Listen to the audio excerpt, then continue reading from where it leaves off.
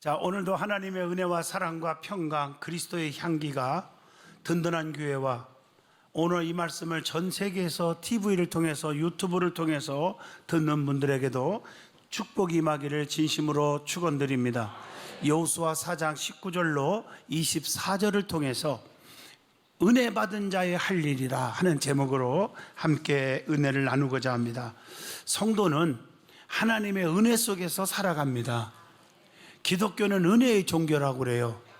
은혜는 뭐냐? 하나님의 위에서부터 내려주시는 모든 은총을 다 은혜로 말합니다. 우리가 예수 믿고 구원받은 것이 은혜요. 성령에 충만하고 은사 받은 것도 은혜요. 병에서 치료받은 것도 은혜요. 사업이 잘 되고 역사가 일어나는 것도 다 은혜인 줄로 믿습니다. 그런데 은혜는 땅에서 오는 게 아니라 위에서부터 오는 겁니다. 하나님이 주시는 거예요. 그래서 우리의 소망이 땅에 있지 않고 하늘에 있다. 우리의 시민권이 땅에 있는 게 아니라 하늘에 있는지라. 그래서 히브리서 12장 2절 믿음의 주여 또 온전케 하신 이인 예수만 바라보자고 했습니다. 우리는 은혜 속에 살기를 축복합니다. 자, 사도 바울이 뭐라고 했습니까?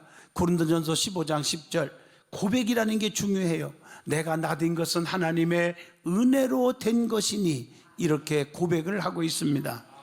은혜를 망각하면은요 비극이 와요. 아브라함의 조카 롯은요 서로 너무나 재산이 늘어나다 보니까 네가 우하면 나는 좌하고 좌하면 우하리라 네가 선택해라. 그랬으면요 저 같으면요 아브라함이 롯의 삼촌이잖아요. 삼촌하고 딱 붙잡고 무슨 말씀을 그렇게 하십니까? 지금까지 하나님의 은혜도 있었고 삼촌의 은혜로 여기까지 왔는데 헤어지자니 그렇게 말하지 마시고요. 죽어도 삼촌과 같이 죽고 살아도 삼촌과 같이 살고 어딜 가든지 삼촌과 같이 삽시다. 이랬으면 얼마나 좋았겠어요. 여러분 성경에 보면 룻이라는 여인이 있어요. 그분이 나오미 시어머니를 쫓아가는데 뭐라겠어요? 어머니 가는 곳에 나도 가고 어머니 유숙하는 곳에 나도 유숙하고 어머님이 죽어 장사 지내는 곳에 나도 죽어 장사 지낼 것이며 어머님의 하나님이 나의 하나님이 될 것입니다. 그래서 쫓아가서 어떻게 됐어요? 고생은 했지만 기업 물을 자 보아스를 만나서 거기서 예수님의 족보에 오르고 예수님의 조상이 되는 이런 축복을 누리게 된 줄로 믿습니다. 이게 끝까지가 중요한 거예요. 은혜를 놓치면 안 돼. 그런데 아브라함의 조카 롯은요 그 삼촌의 은혜를 모르고 아브라함의 곁을 떠났습니다. 그 결과 어떻게 됐을까요? 욕심을 부리고 눈에 좋아 보이는 땅을 택하여 나갔는데 소돔과 고모라 성에 비극이 왔지 않았습니까? 간신히 자기와 두 딸은 구원받았지만 두 사이는 유황불의 저주를 받았고 자기 아내는 어떻게 됐어요? 소금기둥이 되는 저주를 맛보고 말았다는 사실입니다. 그렇기 때문에 은혜를 입은 자는 은혜를 평생 잊어서는 아니 될 줄로 믿습니다. 은혜를 아는 자에게는 반드시 기적이 따르는 거예요. 기적이. 또한 성도는 하나님의 은혜 속에 구원받은 것을 평생 동안 잊어서는 안 되는 것입니다. 왜냐하면 하나님의 그 은혜는 우리가 평생 갚아도 갚을 길이 없는 것이기 때문입니다.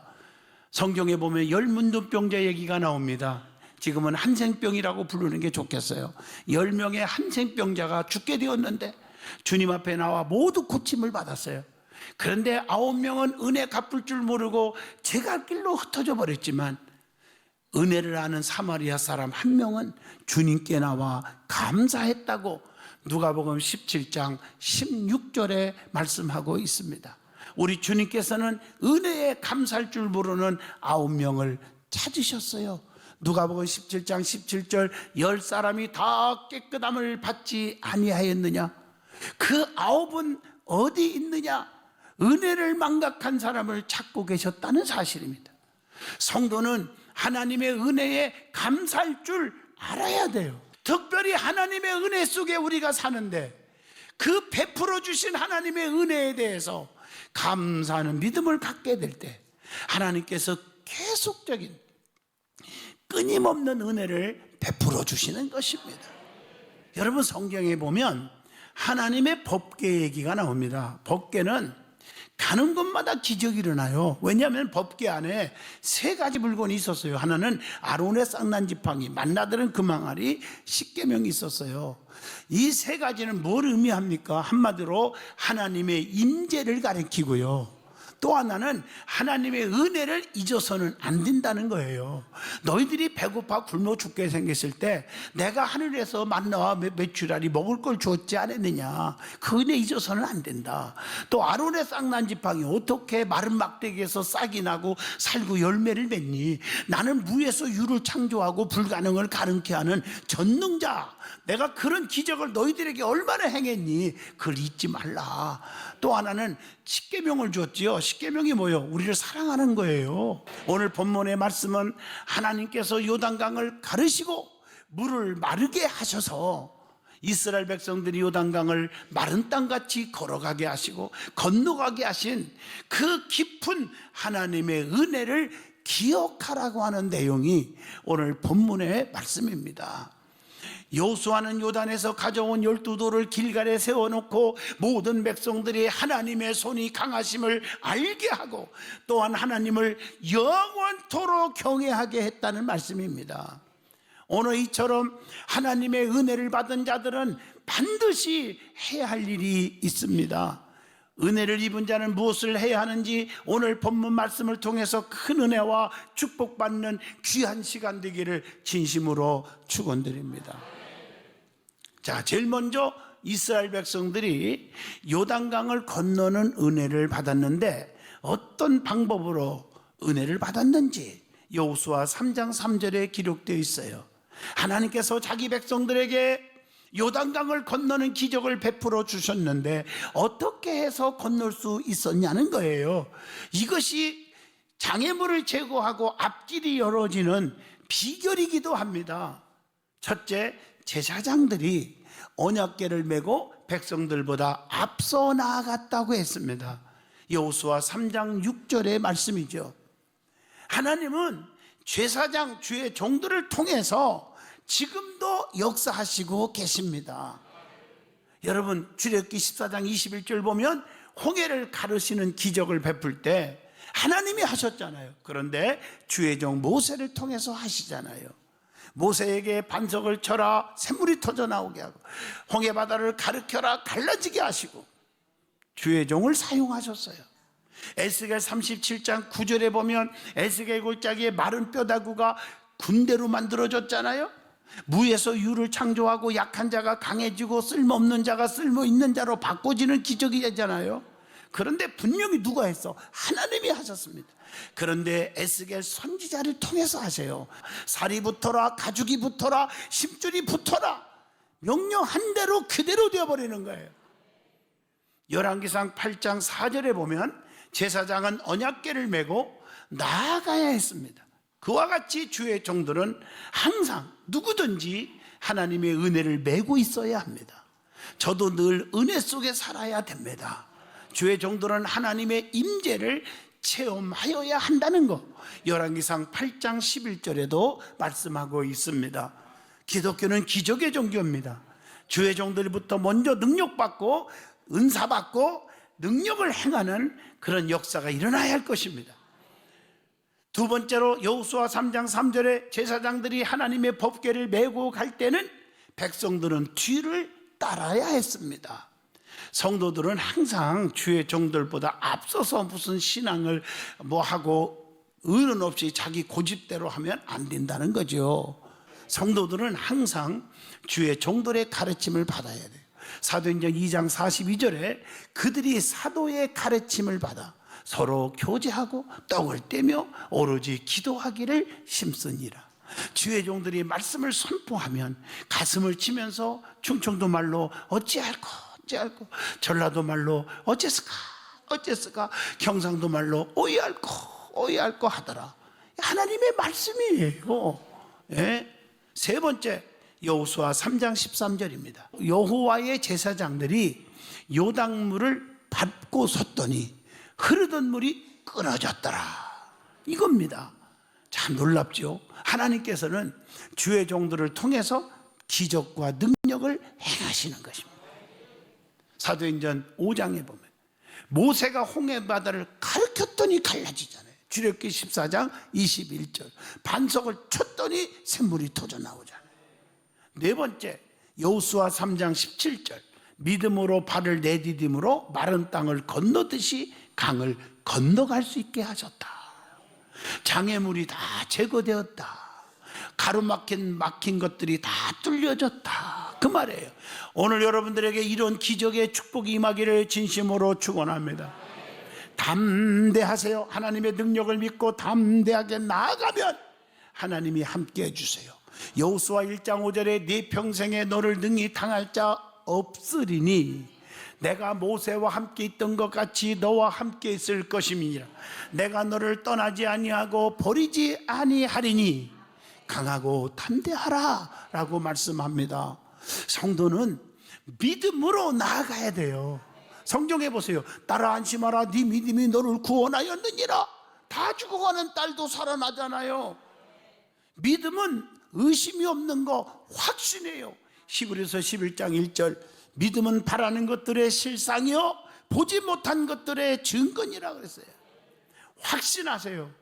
오늘 여호수아 3장 16절도 그 말이에요. 건너는 동안 물이 온전히 끊어졌는데 건너갈 수 있도록, 완전히 건너갈 수 있도록 지켜주더라는 거예요. 성도들이 나아가는데 어떤 장애도 하나님께서는 없애야 해요. 제거시켜준다는 거죠. 다섯 번째, 여호수아 4장 18절입니다. 이스라엘 백성들이 다 건너자 어떻게 됐어요? 그들을 다 구원한 다음에 다시 물이 흘러 넘치게 되었더라. 원위치 돼 버렸어요. 여러분, 이스라엘 백성들이 홍해를 다 건넜더니 택한 백성들이 다 구원한 다음에 애국 군사가 건너올 때 물을 합쳐서요 전부 수장시켰어. 군대들을 다 쓸어버렸어. 병거와 기병을 다 덮었다고 출애굽기 14장 28절에 말씀합니다. 같은 기적 속에서 자기 백성 은혜를 아는 자에게는 축복의 기적, 은혜를 모르는 자에게는 저주가 임하고 만다. 하나님께서 자기 백성을 건너 구원하시기 위해서 홍해를 가르게 하셨기 때문입니다. 여호수아 10장 13절에 보면 여호수아가 전쟁에서 승리하고 난 후에야 멈췄던 태양이 다시 넘어가게 되었더라. 이렇게 말해요. 자, 두 번째 은혜 받을 말씀은 본문 21절로 22절입니다. 요단강을 건너는 하나님의 은혜를 입은 자가 반드시 해야 할 일이 있다는 것입니다. 무엇을 해야 돼요? 여러분은 은혜 속에 사는 것을 믿습니까? 은혜 아니면 우리가 살 수 없지 않습니까? 그 은혜 안에 사는 사람들은 우리가 어떻게 살아가고 무엇을 해야 됩니까? 첫째, 감사의 단을 쌓아야 합니다. 요단강을 건너가게 하신 하나님의 은혜를 기억하여 요단에서 가져온 12개의 돌을 길갈에 세웠다고 했습니다. 이것은 하나님께서 함께 해주신 것을 기념하는 믿음의 고백인 것입니다. 여러분, 성경에 우리는 믿음의 고백이 얼마나 중요한가를 알 수가 있잖아요. 창세기 22장 14절에 아브라함은요 하나님의 은혜를 입고 나서 뭐라 했어요? 여호와 이레 준비하셨다 고백하잖아요. 창세기 32장 30절에 야곱은 하나님과 대면하고 그것을 뭐라고 불렀어요? 분이엘이라 불렀어요. 창세기 28장 19절에 보면요 야곱은 하나님의 임재를 체험한 후에 그 땅 이름을 뭐라고 그랬죠? 베델이라 이렇게 불렀어요. 예? 출애굽기 12장 27절에 보면 장자의 재앙에서 건짐을 받은 자들은 뭘 했어요? 하나님께 유월절 제사를 하나님께 드렸다고 했습니다. 창세기 28장 15절로 16절 보면 야곱이 외삼촌 라반의 집으로 도망가다가 베델에서 돌을 베개 삼아 잠을 자다가 하나님의 엄청난 은혜를 입어요. 책임져 주겠다고 했어요. 그때 야곱이가 은혜를 받은 자가 뭘 했어요? 창세기 28장 18절로 9절에 거기서 돌을 단으로 세우고 비상금 어머니가 준 전재산 기름을 몽땅 붓고 베델이라 하나님의 전이 될 것입니다 라고 고백을 합니다. 여러분, 거기서 또 야곱은 하나님 앞에 이렇게 준 은혜에 감사해서 세 가지 소원을 하지요. 그게 창세기 28장 21절 22절입니다. 첫째가 뭡니까? 하나님이 나의 하나님이 될 것입니다. 이 말은 나의 삶의 운전대를 하나님께 맡기겠습니다. 여러분, 불신자들도요, 운명은 제천이라 그래요. 생사화복, 죽고 살고 행복하고 불행하고 형통하고 불통하고 이 모든 것이 어떻게 보면 하나님의 손에 있습니다. 그래서 여호와가 나를 위하시면 누가 나를 대적하겠어요? 누가 나를 방해하는 사람이 있어요? 여호와께서 성을 세우지 아니하시면 세우는 자의 수고가 헛되고 여호와께서 성을 지키지 아니하시면 파수꾼의 경성함이 다 허사로다. 여러분, 하나님의 손에 있음을 믿으시길 바라요. 이게 멋있잖아요. 두 번째 고백한 게 뭐예요? 서원한 게 22절에 내가 이 기둥으로 세운 이 돌이 하나님의 집이 될 것이요, 나로 인하여 하나님의 성전을 지켜야 하고 하나님의 성전을 바르게 세우고 나 때문에 영적으로 말하면 교회가 행복하고 기쁨이 있고 주의적 목회가 기쁨이 있고 성도들이 행복하고 이런 성도가 되시기를 축복합니다. 그리고 창세기 28장 22절에 하나님께서 내게 주신 모든 것에서 10분의 1을 내가 반드시 하나님께 드리겠나이다 하였더라. 구별의 신앙을 고백합니다. 은혜 입은 자는 항상 하나님께 고백하고 감사하고 살아야 한다는 것이죠. 그래서 우리가 믿음이 있고 없고는 감사하는 것만 보면 안다고 그러잖아요. 그래서 믿음의 그 감사의 단계는 세 가지가 있어요. 세 단계. 첫째, 초신자일수록 형통할 때 감사. 대학교 합격시켜주셔서 감사합니다. 병 고쳐주셨으니 감사합니다. 시집 장가 보내게 해주셔서 감사합니다. 이거 누가 못해요? 이런 거 다 할 줄 알아요. 그건 그 안 하는 사람보다 낫죠. 1단계 믿음이죠. 2단계 믿음은 수시로 감사해요. 이래도 감사, 저래도 감사. 할렐루야. 이게 진짜 믿음이에요. 1년마다 생일 돌아올 때마다 하나님 똑딱똑딱 1초 안에 얼마나 많은 사람들이 죽어가는데 하나님 나를 지켜주셔서 감사할 줄 알아야죠. 근데 어떤 분들은 생일이 없어요. 자기만 없는 게 아니라 남편 자식들도 없어요. 아내들도 없어, 부모도 없어. 그래서 하도 궁금해서 동사무소 가서 주민등록번호를 열람을 했더니 다 있더라 이거지. 뭔 말인지 알아들으니까 웃는군요. 감사가 넘쳐야 됩니다. 감사가. 세 번째 단계는 믿음이 뜨거운 사람은 환난 당할 때, 핍박 당할 때, 욕 먹을 때, 곤고할 때 더 감사하는 자가 되는 거예요. 교통사고로 두 다리가 부러졌는데 머리 안 다쳐서 감사합니다. 넘어져서 머리가 뽀개져서 2번 수술을 했는데도 하나님 감사합니다. 의사가 죽지 않는데요. 감사합니다. 생명에 지장이 없대요. 어떤 사람은요, 암에 걸려가지고요, 세상에 일주일이면 죽는다는데 하나님 감사합니다. 뭐가 감사합니까? 물어봤더니 나 천국 가게 되어서 감사합니다. 이 정도 믿음은 있어야지 않겠습니까? 진짜 감사는 기쁨이고 소망이고 축복입니다. 두 번째, 오늘 24절입니다. 하나님이 베푸신 기적의 은혜를 전하여야 합니다. 땅의 모든 백성들에게 여호와의 손이 강하신 것을 알게 하며 너희가 너희 하나님 여호와를 항상 경외하게 하려 하심이라 하라. 이렇게 말씀하고 계십니다. 하나님의 손이 강하신 것을 알게 해야 돼요. 24절 말씀처럼 하나님의 능력으로 요단강에 흐르는 물이 멈추게 했고 마르게 한 기적을 알게 하라는 거예요. 하나님의 능력으로 기적이 일어난 것들을 전하라는 거예요. 홍해를 건넜고 유단강을 건넜고 여리고성이 무너지게 했고 아이성을 점령케 하신 하나님의 능력을 전하라는 거예요. 은혜를 입은 자들은 그 은혜 입음을 만 백성들에게 전하여야 합니다. 본문 21절의 말씀입니다. 은혜 받은 자는 침묵하면 안 돼요. 전해야 돼요. 바르게 전해야 돼요. 사도행전 18장 9절에 보면 밤에 주께서 환상 가운데 바울에게 말씀하시되, 주님이 말씀하고 있는 거예요. 사도 바울에게 두려워하지 말며 침묵하지 말고 말하라. 오늘 할 얘기를 할 수 있는 자가 되십시오. 이게 축복입니다. 우리는 땅끝까지 전해야 돼요. 말씀을 전해야 돼요. 사도행전 1장 8절 오직 성령이 너에게 임하시면 권능을 받고 예루살렘 온 유다 사마리아와 땅끝까지 이르러 내 증인이 되라 하시니라. 그리고 우리는 하나님을 뜨겁게 자랑해야 된다는 거죠. 시편 34편 2절에 내 영혼이 여호와를 자랑하리니 곤고한 자들이 이를 듣고 기뻐하리로다.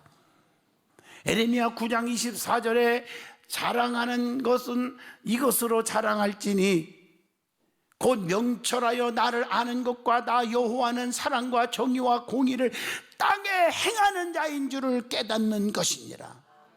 말씀입니다. 세 번째, 오늘 본문 24절입니다. 하나님을 영원토록 경외하게 하여야 한다는 것입니다. 요단강을 가르게 하시는 기적을 행하신 하나님의 능력을 보여줌으로 인해서 하나님을 영원토록 경외하게 해야 한다. 여러분, 다니엘이가요 사자굴 속에 들어갔지만 사자 입을 한 번 씻겼을 때 다리오 왕이 뭐라 했어요? 과연 네가 믿는 하나님은 살아계시구나, 살아계시구나. 하나님의 능력과 기적을 알게 하잖아요. 하나님만이 참 하나님이심을 알게 해야 한다고 신명기 4장 35절에 말씀하고 계십니다. 시편 106편 48절 보면 여호와 이스라엘 하나님을 영원부터 영원까지 찬양할지어다 이렇게 말하고 있잖아요. 하나님을 경외함의 보응이 뭐예요? 보상이 뭐예요? 세 가지가 있죠. 여러분, 잠언서 22장 4절에 답이 나와요. 겸손과 여호와를 경외함의 보상은 세 가지가 있어요. 재물과 영광과 생명이니라. 그래서 우리는요 하나님만 경외하면 돼요. 걱정하지 마요. 뭐 세상에 보이는 권세, 명예, 지식, 돈이 다 행복이 아니에요. 자, 내가 성경 읽어드릴게 봐요. 잠언서 15장 16절에 답이 나와요. 가산이, 즉 재산이, 세상에 보이는 모든 명예와 권세가 이 말이에요. 그것이 적어도, 적게 있어도 여호와를 경외하는 것이 크게 부하고 고통받는, 번뇌하는 것보다 나으니라. 아멘이죠. 우리가요 라면 하나 끓여 먹어도 평안하게 사는 게 행복입니다. 그게 축복인 줄로 믿습니다. 무엇을 먹을까 마실까 그러다가 번뇌하지 마요. 저 사람은 왜 이렇게 많이 가졌는데 나는 왜 이렇게 적게 가졌을까 그러지 마세요. 욕심이 잉태한즉 죄를 낳고 죄가 장성한즉 사망을 낳느니라. 오늘날 보세요. 욕심 때문에 지금 망하는 사람이 한두 명입니까? 정신들 차려야 돼요.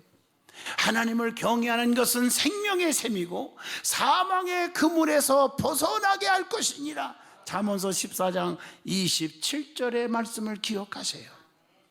그래서 하나님만을 경외하면 마지막에는 어떻게 해주시는 줄 알아요? 시편 34편 9절에 너희 성도들아 여호와를 경외하라. 그를 경외하는 자에게는 뭐한다? 부족함이 없도다. 맞습니까? 하나님은 나의 목자가 되시니 시편 23편 부족함이 없으리로다. 하나님을 경외하면 영혼이 평안하고 자손들은 땅을 상속받게 된다고 시편 25편 13절에 그렇게 말하고 있잖아요.